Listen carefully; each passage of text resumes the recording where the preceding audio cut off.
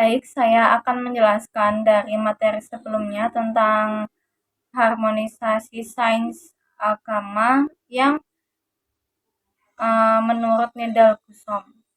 Nah, selanjutnya adalah sainsistik atau konsep rekonsiliasi Islam dan sains.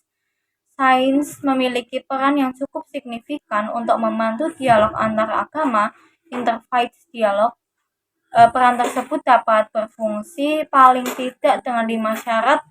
Yang pertama adalah adanya sikap saling menghormati antara ilmuwan dapat membantu ilmuwan untuk saling menghormati agama yang dianut oleh para ilmuwan lainnya. Yang kedua adalah dengan cara memandang bahwa ilmu sangat berbeda dengan agama sehingga menimbulkan masing-masing agama yang memiliki kedekatan. Yang ketiga adalah sains dan agama sama-sama memberikan potensi untuk mendalami pengetahuan, kepercayaan, dan refleksi manusia.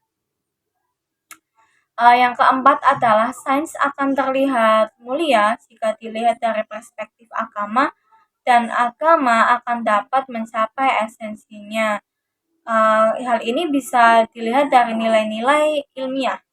Dan yang terakhir adalah object study science tentang realitas dunia itu dan objek studi agama tentang wahyu merupakan dua bentuk pengetahuan yang sama-sama menuju realitas utama.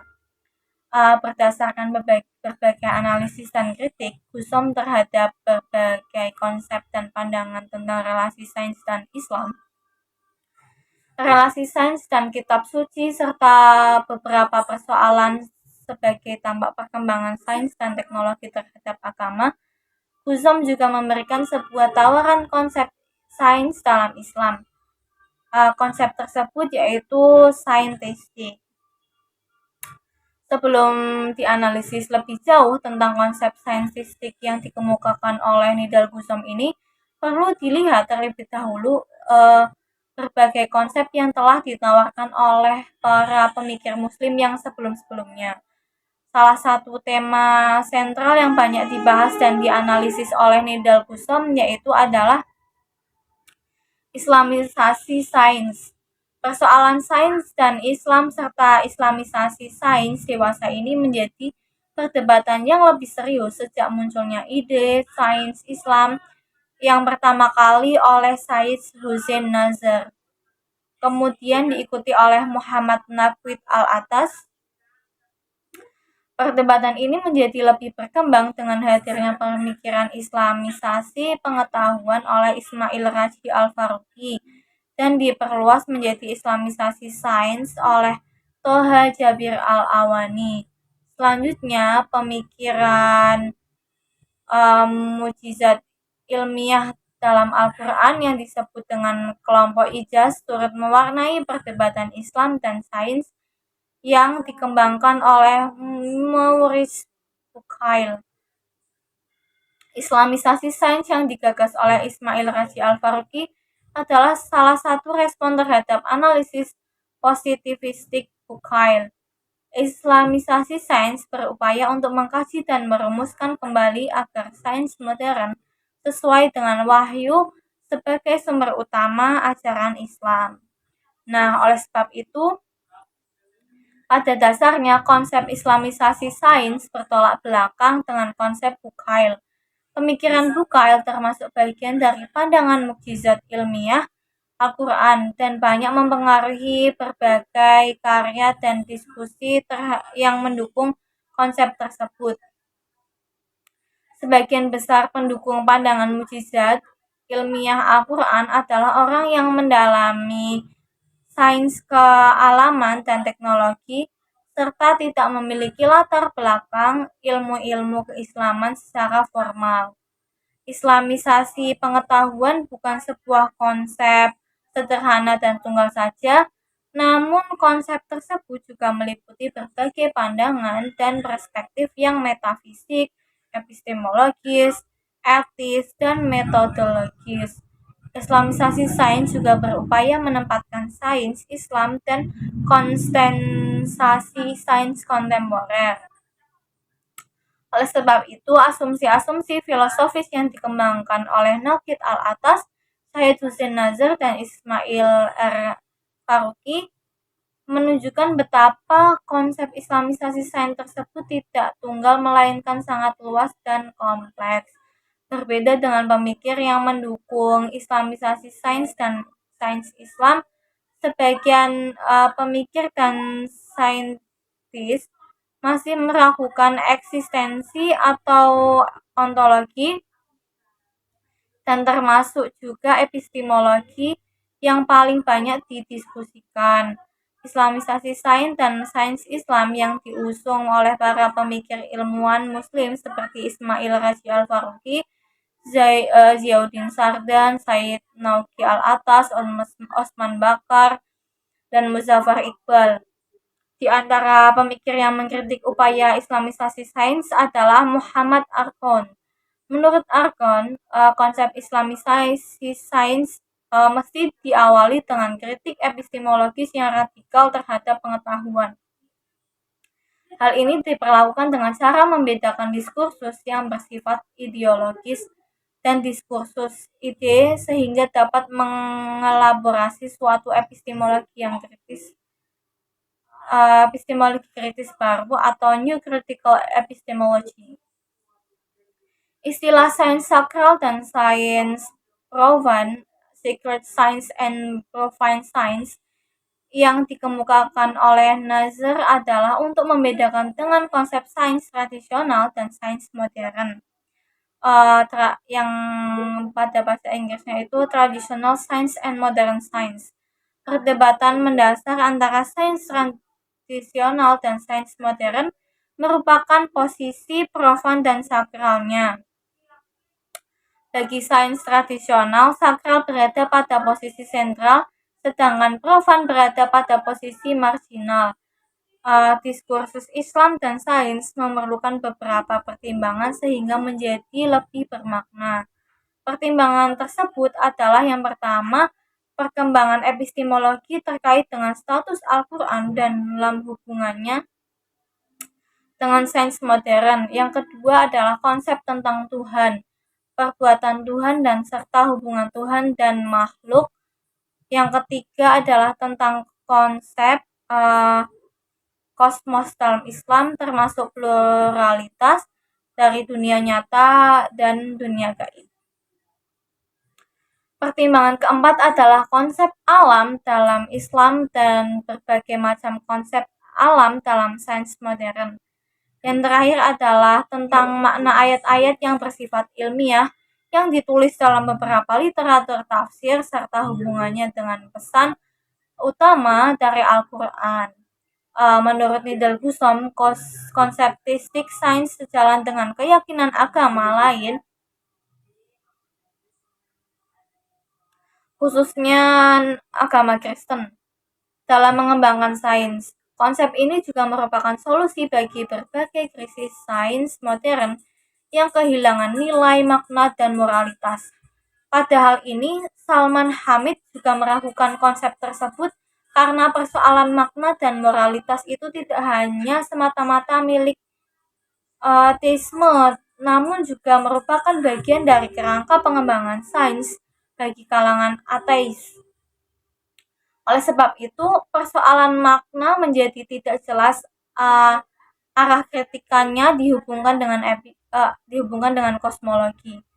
Nah, di samping itu, secara pragmatis, konseptistik sains menjadi kurang efektif untuk menyerukan umat Islam untuk mengembangkan sains.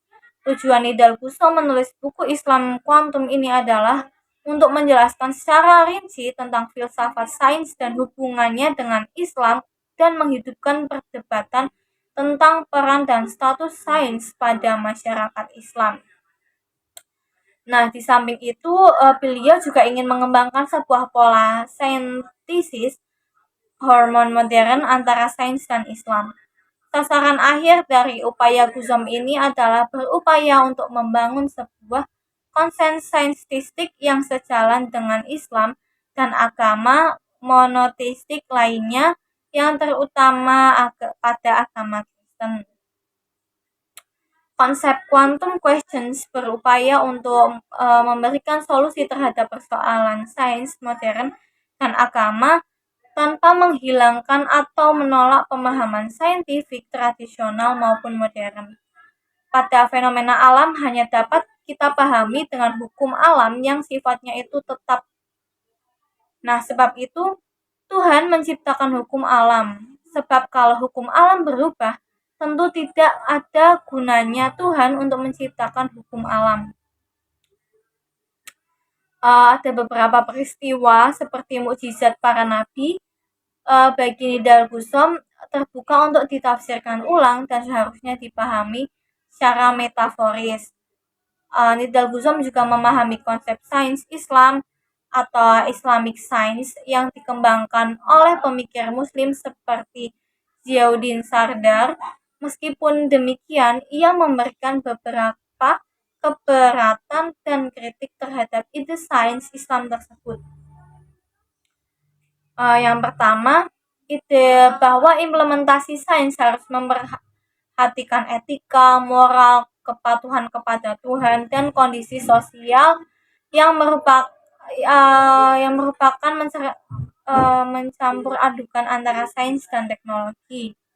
Penelitian sains harus bebas dari segala pertimbangan tersebut untuk menghasilkan temuan yang objektif, dan sedangkan teknologi itu merupakan gabungan dari sains, kebijakan, lingkungan, dan kondisi sosial. Yang kedua adalah sains Islam Sardar meluas sampai kepada berbagai cabang ilmu termasuk sosial, politik, budaya. Sehingga perdebatan sains itu meluas tidak hanya pada kalangan ilmuwan, tapi juga pada masyarakat sekitar. Pemikiran tersebut menjadikan diskusi tentang sains yang rumit dan tidak teratur. Dan yang terakhir, ide dan proyek tentang sains Islam dan sejenisnya lahir dari pemikir Muslim di negara Barat, kecuali Golsani. Nah, di samping itu sangat sedikit dari karya yang ditulis dalam bahasa Arab. Bagi Nidal Gusom, kritik tersebut bukan untuk meredukasi apa yang telah diupayakan oleh pemikir Muslim, namun paling tidak dapat diketahui dan diukur apa yang telah dilakukan oleh umat Islam terhadap pengembangan sains. Selanjutnya, diskursus Islam dan sains sejak tahun 1980-an seperti yang dikembangkan oleh Nazar, Al-Faruqi, dan Sardar telah berupaya mengformulasikan posisi keislaman. Namun, konsep Nas dan Al-Faruqi terlihat berakhir ataupun menguap gitu saja, nggak tahu kejelasannya. Sedangkan konsepnya Sardar masih tetap berjalan seiring dengan perkembangan sains itu sendiri. Konflik sains dan agama telah berlangsung sekitar 4 abad dan sekarang telah berakhir. Konflik sains dan agama inilah terjadi mencakup berbagai bidang keilmuan. Perdebatan sains dan agama dalam bidang astronomi adalah tentang posisi bumi dan alam semesta. Masalah usia bumi adalah perdebatan pada bidang geologi. Teori evolusi menjadi pertentangan yang sangat sengit antara biologi dan agama.